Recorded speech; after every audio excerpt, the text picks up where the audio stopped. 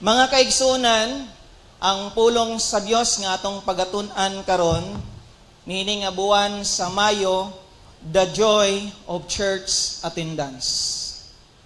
Ang kalipay sa pagtambong sa katawhan sa Dios. Atong mabasa diha sa atong teksto, Psalms 122 verses 1 to 9.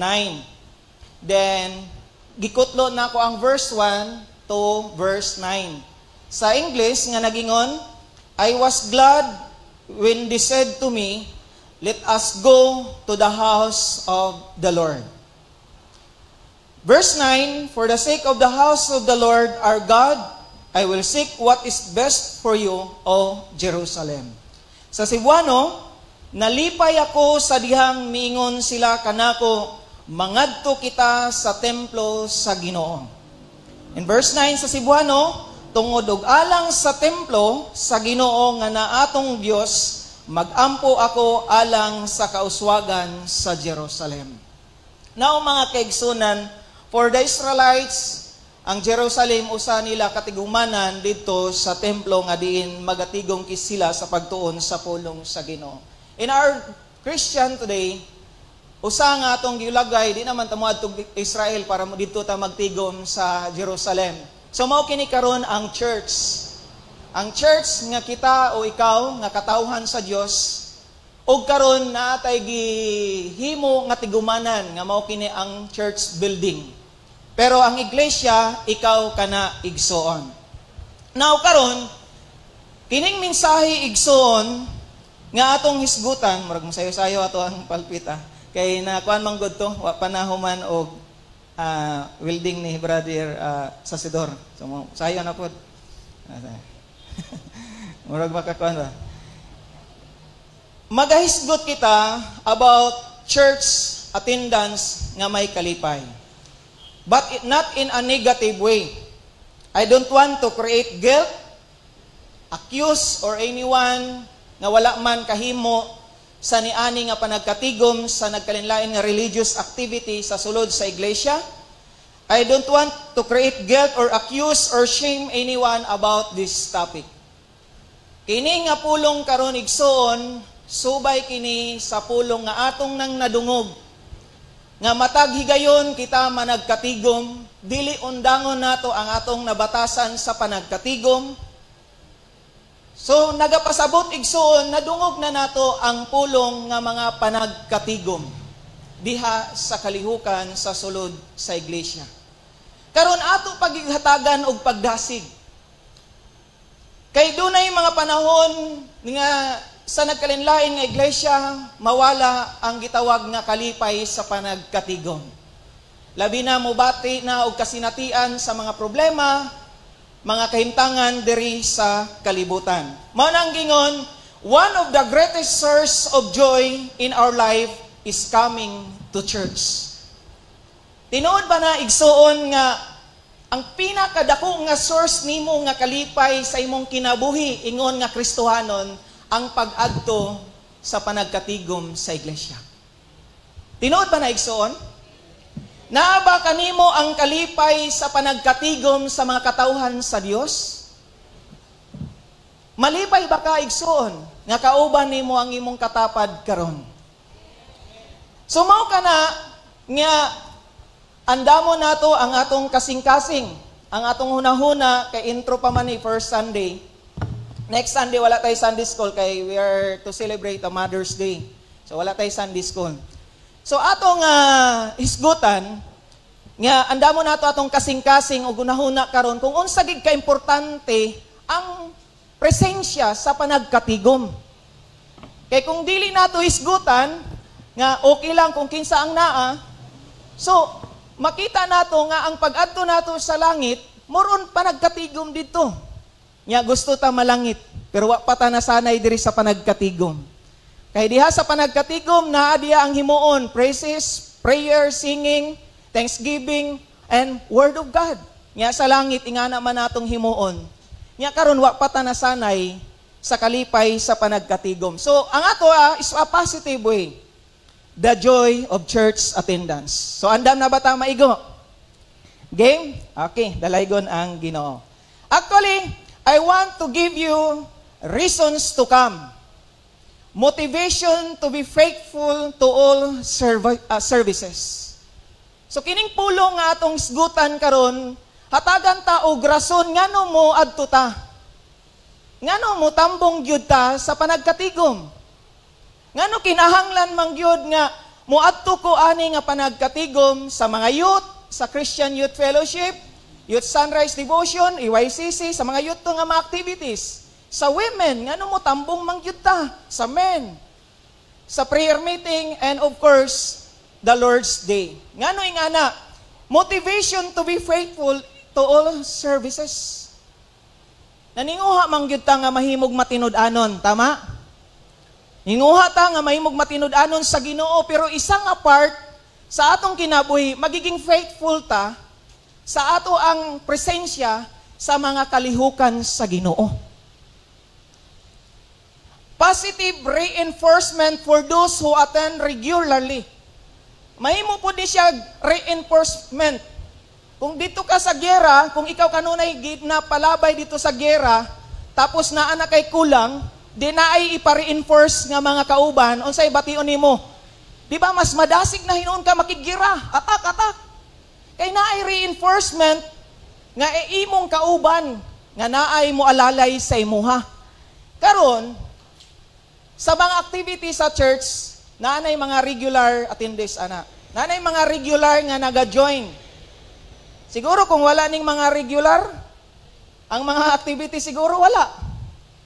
Ang ministro ra o ang nagdumala ra, ang naa. Pero thank be to God, kay naay mga regular nga naga-join. So karon, ang imong presensya karon igsoon, magiging positive reinforcement sa mga regular nga nagaadto. Halimbawa karon, regular siya, prayer meeting, naa ka, unsay imong bation? Si Ninong Dante, regular man nga sa prayer meeting. Ninong, kung naay maka-join sa tuang prayer meeting, unsay imong gibation? O, di ba? Malipay. It's a positive reinforcement. Dili lang nga sa iyang una-una naa siya, kundi sa kasing-kasing. Malipay na po siya mo balik as a regular. Kay naay nadugang. Kay naay reinforcement from the co-Christian. Mauna siya igsoon. And encouragement for those who don't. Siyempre, di gid nato ikalilong naagi mga katauhan pa sa Ginoo nga dili pa. Yeah? Di nato ikalikay. Bisag asa ta nga iglesia na pagdili pa nga buot mo join sa mga activities sa sulod sa iglesia. Mao kana atong evaluate. House fellowship. Sa Zone 1, 41 families. Base ra ni sa mo ang kuan. Zone 2, 10 families. Zone 3, 10 families. Zone 4, 22 families. Zone 5, 7 families. Mura gamay-gamay ra mo diha, Brad. Zone 5. Then sunod, Zone 6, 9 families. Then Zone 7 is 16 families. I-plus na to 115 families. For example, sa isa ka pamilya, dunay duhara magsimba. Pila nga attendance ana? 230. Gamay ra, no? Kung kuan sa 115, naaray duha. Kaya na, banggani sa isa ka pamilya, isa ra na lang ang nisimba. Diyan sa taas sa duha. It's either bana or asawa or anak. So, total siya og 230 families. Now, karon ang pangutana sa house fellowship nga panagkatigom. Malipayon ba mo igsoon? Actually, sa house fellowship, sa pagsugod nato, wala gyud mingon nga murag gamay ra. Naagid dayon ang attendance nga may kalipay. Mauning nagpadayon ang house fellowship. Tungod kay naay positive reinforcement nga gikan sa atua. Amen. Kay kung walay positive reinforcement sa mga nagdumala ani, mga nag-adto or sa mga pamilya nga nag-host, wala tay positive reinforcement from the other families, sa sunod nga schedule sa iyaha, di na siya mudawat. Kaya nga naman, gamay ra may miadto, nga migasto kog sudan 2,000, bitaw sa ato lang mga panguna-una, it's a personal nga mga paglantaw. Kay mo gasto man siya. Nga kung wala tay positive reinforcement, meaning, your church attendance in all sorts activities, dako na siya kalipay para sa usa ka pamilya. Mabitaw ng ayaw mo katingala nga, ano ang message ni Pastor, naagi mingon nga, ang imong presensya dakong kalipay sa imong kaubanan. Why? Di ba ka malipay kung naa siya? Ha? Dakong kalipay. Next, prayer meeting. June 23, 15 to 20 plus, o 20 to 20, 15 to 20 lang ang atong pagsugod na ako diri. Atong mga attendance. April 2024, last month, is taas-taas nga kuan is 46. Then last Wednesday, miabot mi og 40. 50. Next, Christian Youth Fellowship, June 2023, 20 plus pa. April 2024, big night, ang pinakataas atong last Friday, atong April 24 nga big night, 67. Then last Friday, miabot gihapon og 67. Regular nga Friday, dili big night. What if kung karon big night sa CYF, karong May nga last night, mutsinta na ni. Kay sa first pa lang nga Friday, 67 na. Then sunod gahapon sa Youth Sunrise Devotion. Pila ang attendance ato? 58 yata to, basta hapit mo miabot og 60. EYCC Fellowship, pinakadaghan nga participants ang Ulas Church of Christ, 45. Unyan ako mag-evaluate. Sunday worship attendance, Sunday School, June 2024, magsugod pa sa una, sa 15 or to 20 siguro. Karon gihap na ako, karong April, naanata sa mga 40. Bisa gani-gani pagsugod, 50 na taganiha. Divine worship, may attendance sa last June 2023, nasa 140. Then April 2024, may attendance sa 226. Then last Sunday, nasa inyong program pila? 228 yata diha? Tanawa daw. 28. So, unsa inyong napansin, igsoon? Unsa inyong napansin? Misaka ang attendance. Ngano man? Ngano misaka man?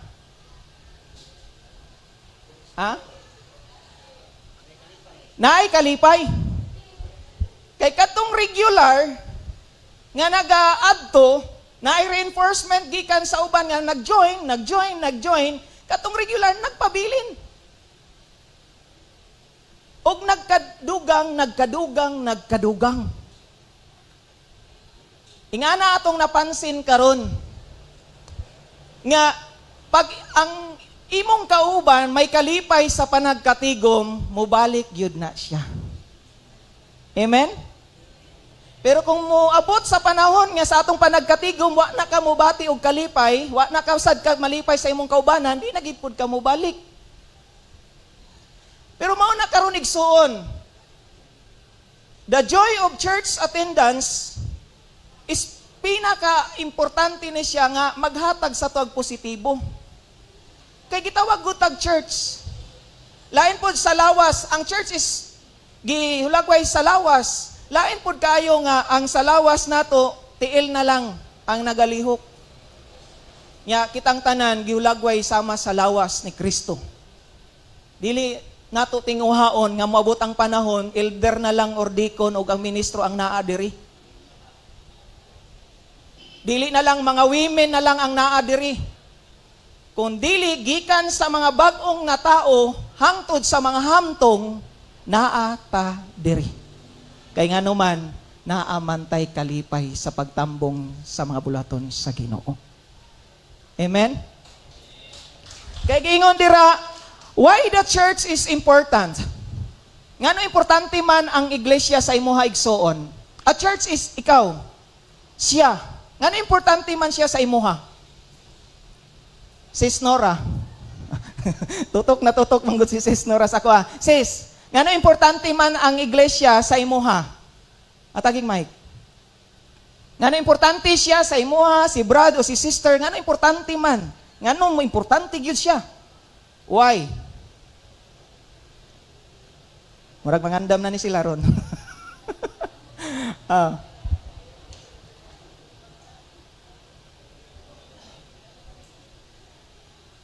Check. Kana. Very good. Pinabtik.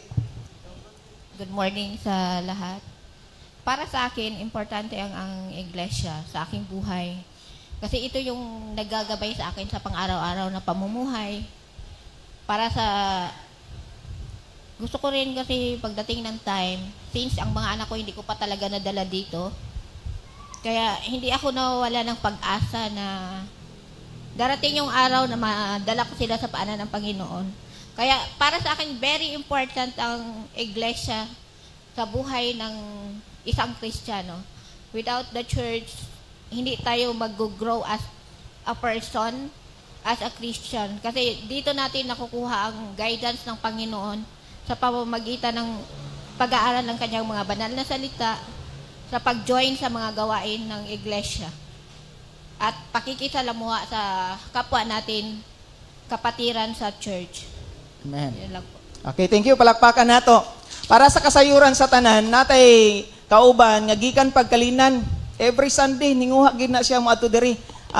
Sis Cafe, palakpakan nato. Thank you so much. Dito ra nako, last Sunday na ako nabalaan kung asa gid ni siya. Sayo gid ni siya. Kauban sa iyang duha ka anak. Kay familiar man sa ako So sa kalinan gay din na siya. Ninguha gid na siya. Grabe kalayong kalinan. Siya pagid usay pinakasayo diri nga makadto. Naguna na lang karon sila ni Sasidor at Imapig. Pero kung sayuhon lang gikan pagkalinan. So ngano magbalik-balik man siya kalayuan ang kalinan nga na may duha ka simbahan dito. Sigo kay tungod na siya kalipay diri. Amen? Kay kalipay siya. Diba? Amen. Yango-yango siya. O diba? So magbalik bisag unsa luak, kalayuan ang luak, balik sila diri pila na kabuhan. Kay naa na may kalipay. Mao nang pinakanindot igsoon nga kung ang pag-adto nimo sa isa ka iglesia sa mga activity wa tay pagbati nga kalipay, di kita murag mangita sa taglain. Yeah? Do you find pleasure in being with others who are seeking to serve God? Nakakaplag ba ka og kanang mga pagbati nimo sa uban nga kauban nimo nga nag-alagad sa Ginoo? Nabati ba nimo gyud ang iyang kalipay sa imuha sad? Do you enjoy going to assembly of fellow Christians? Nagakalipay ba ka igsoon? Matugid ko kay nganuman malipay ko nga naa sila. Musimbag yun ko kay malipay ko nga makita na ako si brad ug si sister. Bisag silingan rami. Yeah?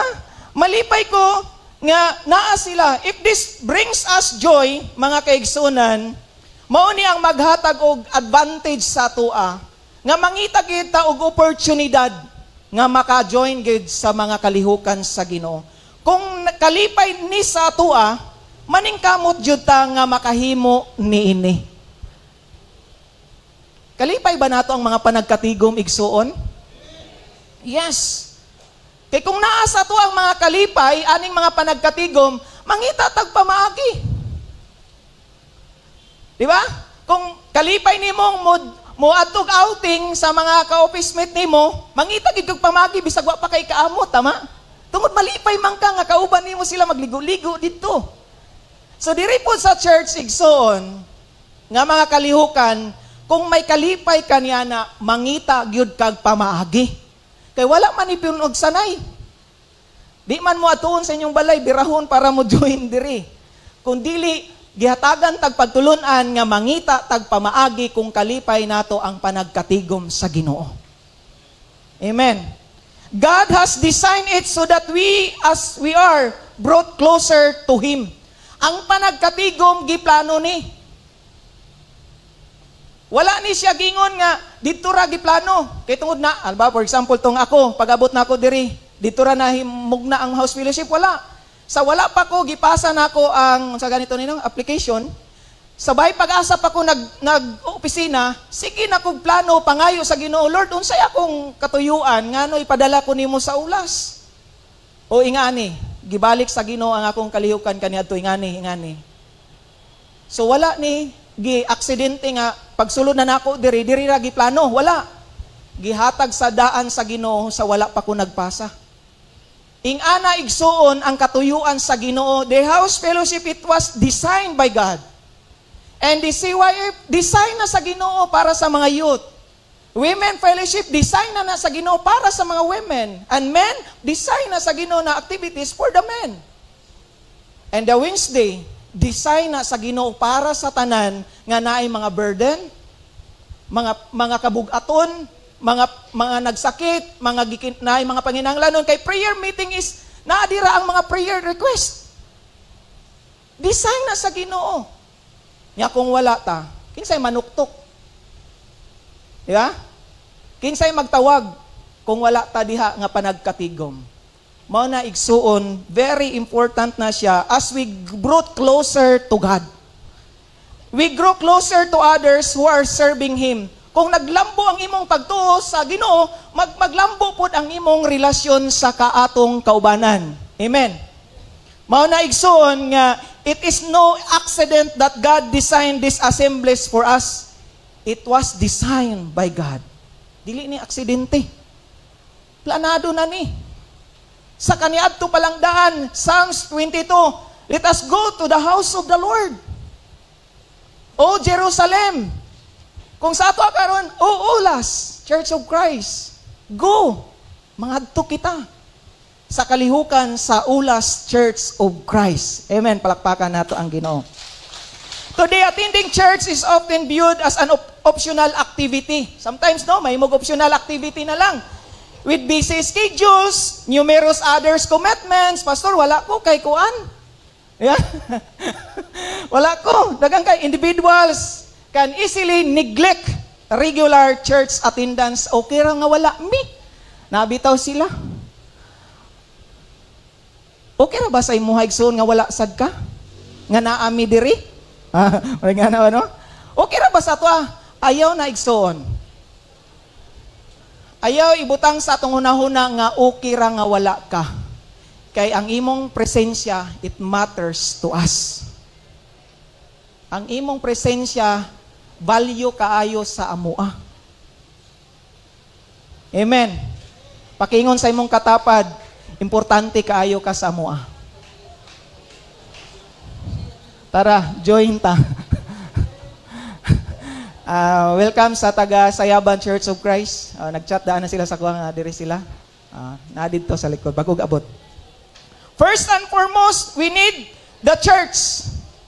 Because Jesus died for it and purchased it with His blood. First and foremost, mga kaigsunan, we need the church. Gikinahanglan nato siya. Gikinahanglan nako siya. Kay nga naman, gipakamatyan pud na siya sa Ginoo. Gipurchase na sa Ginoo by His own blood. Gikuha na, gilimpiyuhan na sa Ginoo. Kanang imong katapad sa wala sa tuo sa tubangan sa likod, igsuon.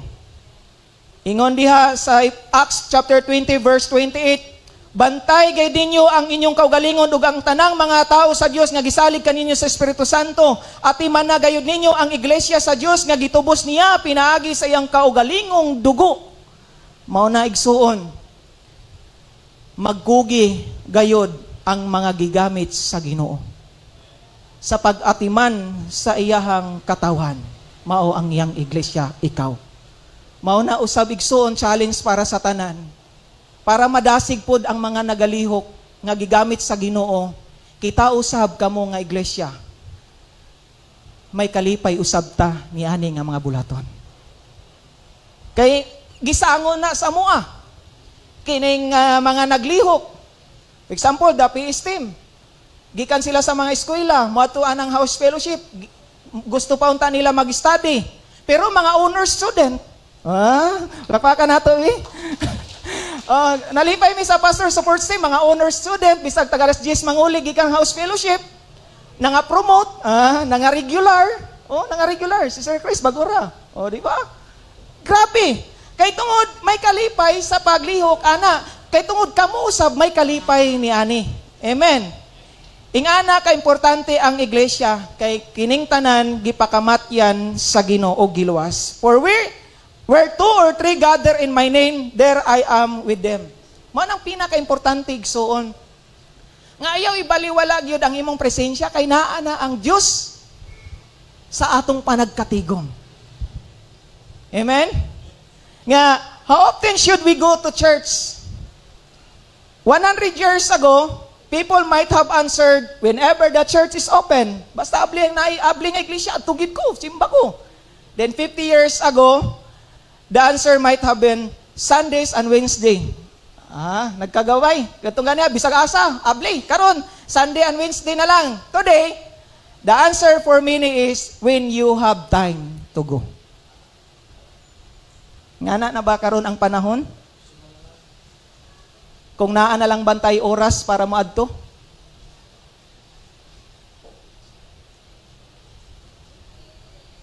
Sa una, grabe no? Magbaktas ang mga Kristiyanon kaniadto. Adto gid og church. Karon, maglisod na. Di na kabaktas kay init na manggid kayo. Pero when you have time to go na ba? Moadto na lang bata sa mga religious activity because naara kay oras?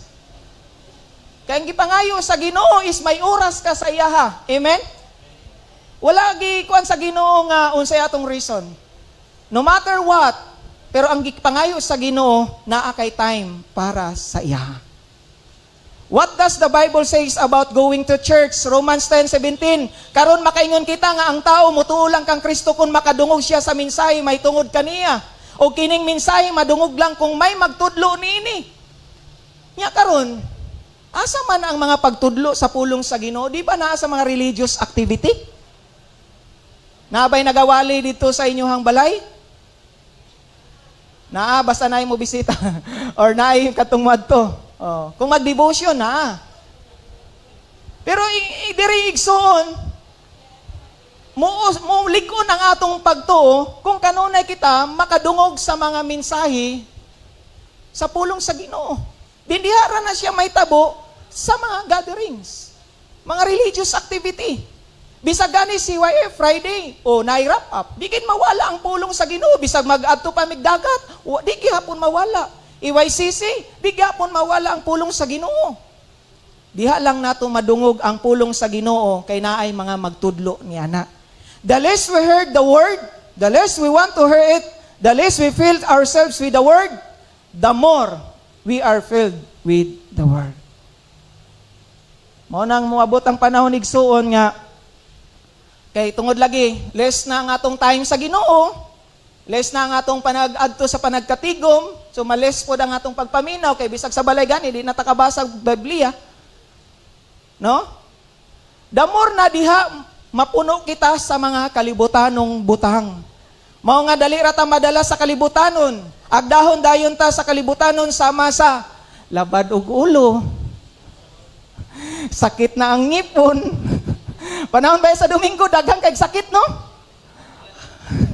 Ha? Di na yung pulaw ko, stress ko, kapoy ko, busy ko. O di ba? Kay naa na sa feel of the world naman ta. Mga pagbati naman ta sa kalibutan. Mao na igsoon, nya kabaluman ta sa pulong nga managkatigom gayud kita. Gitudluan kita. So ang uban, ingon dia Episo 4:11, ang uban gihimo niya mga apostoles, ang uban mga propeta, ang uban mga magsasangyaw sa maayong balita, og ang ubang mga pastor og mga magtutudlo. 12. Gibuhat niya kini aron maandam ang mga katawhan sa Dios sa pag-alagad og aron motubo sila og mahimong malig-on isip lawas ni Kristo. So mga kaigsunan, ayaw gid ninyo ikasakit no. Yan ang akong mga message nga ang inyong presensya nga na grabe gid ko mo murag pugsanay maning kay pastor. Di ba murag nga na akong kuan ba? Pero igsoon gigamit mi sa pastor magtutudlo. Aron ingon gibuhat niya kini aron maandam ang mga katawhan sa Dios sa pag-alagad. Nagtudlo kami para maandam ang katawhan sa Ginoo sa pag-alagad. Nya kun way magtudlo sa atoa, labi na sa pag-alagad nato aning mga buluhaton sa Ginoo. Aron mutubo sila og mahimong malig-on isip lawas ni Kristo. Uning ganahan gid ko aning kanang sa Unified kay naa sa akong oras. Oh. Kay makatudlo ta unsaon gid na nga mahimog lig-on ang lawas sa Ginoo nining iglesia sa ulas. Verse 13. Pinaagi nini maghayusa kita sa pagtuo ug pag-ilas anak sa Dios aron kita mahimong hamtong sa paggawi ug mahisama kita kang Kristo. O, di ba? Ang pag-adto nato sa church attendance, mahimo kag matured. Mahimong hamtong ang imong pagtuo, pag-alagad sa Ginoo. Hamtong na ba ta? Igsuon? Uy, gamay ray hamtong. Dagang hamtong sa may edad, pero ang atong pag-alagad, hamtong ba? Oh, di ba? Acts chapter 9, verse 31. Ingon dia, human niadto nagmalinawon ang kinabuhi sa mga magtutuo sa tibok Judea, Galilea ug sa Samaria. Midugang pagligon ang pagtuo sa mga magtutuo ug nagkinabuhi sila nga may pagtahod sa Ginoo. Ug tungod kay gipaligon sila sa Espiritu Santo, unsa diha waday na ako na highlights. Midaghan pa gayud sila. Di ba? Human og mga tudlo. Kanunay ta makadungog sa pulong sa Ginoo. Sa Judea, sa Galilea, sa Samaria o sa ulas.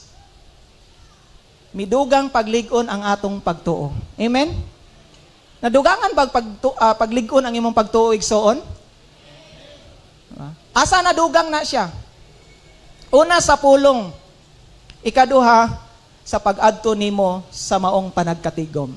Unsay sharing ni Jar Moves atong last Wednesday. Nagpasalamat siya sa CYF. Kay tungod atong iyang pag-join, nababa na siya. Dili na siya maulawon. Di ba? Kanang confident na siya, kanang sa mga reports, na yang gisulti atong prayer meeting. So meaning, doon ay pagbago ang imong pagtambong sa mga activities sa Ginoo. Tama? Kaya mo man ito iyang testimony. Doon ay kabaguhan sa iyang kinabuhi. Kay tungod sa iyang pag-join anang CYF. So karon meaning, mga kaigsunan, tungod kay naay mga pulong. Mausap na igsun nga, ngano mo simba mangyud ta kada Domingo. Kay maunay naay pulong nga madungog nga magbag-o sa tua, magligon sa atong pagtuo.